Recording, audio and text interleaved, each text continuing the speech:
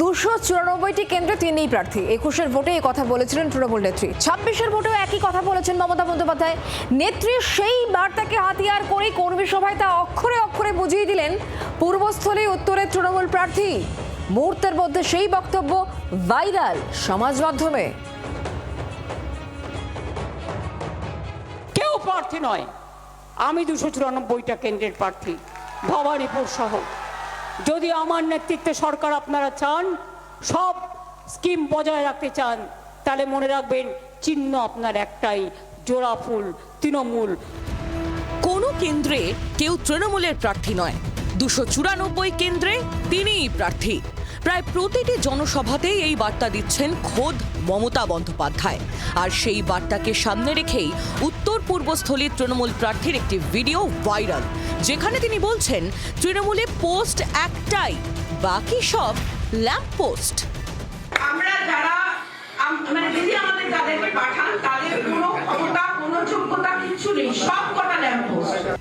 Vote প্রচারের কৌশল ঠিক করতে একটি ইনডোর কর্মী সভা চলছিল বর্ধমানে।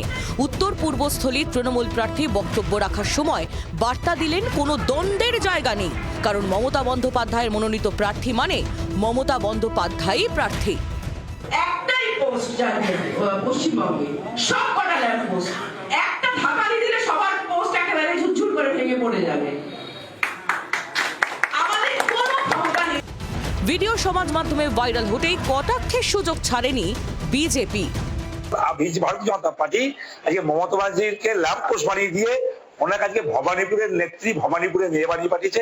উনি আর বাংলার মুখ্যমন্ত্রী নন, ওনার বাংলার মুখ্যমন্ত্রী চলে যাওয়ার সময়ের অপেক্ষা। আর একটা বিষয় এখানে জড়িয়ে আছে, এবারে যে তৃণমূল হারবে এটা বসুন্ধরা গোস্বামী জানে, তৃণমূলের সব এমএলএ যারা এখনকার বর্তমান বিধায়ক বা যারা দাঁড়িয়েছে তারা জানে। তাই এবার হারের দায় কেউ নিতে চাইছে না, সবাই হারের দায়টা দিদির ঘাড়েই চাপিয়ে দিতে চাইছে পকলমে। ঘটনাচক্রে শিলিগুড়ির জনসভা থেকে এবার মোদীকেও বলতে শোনা গেছে সব কেন্দ্রে তিনিই প্রার্থী। সেক্ষেত্রে কোনো বিজেপি প্রার্থী হারলে তার দায় কার উপর বর্তাবে, সেটাই এখন অন্যতম চর্চার বিষয়। বর্ধমান থেকে সঞ্জয় রাজবংশীর রিপোর্ট, জি24 ঘন্টা। বাংলার আওয়াজ, বাঙালির আবেগ, জি24 ঘন্টা।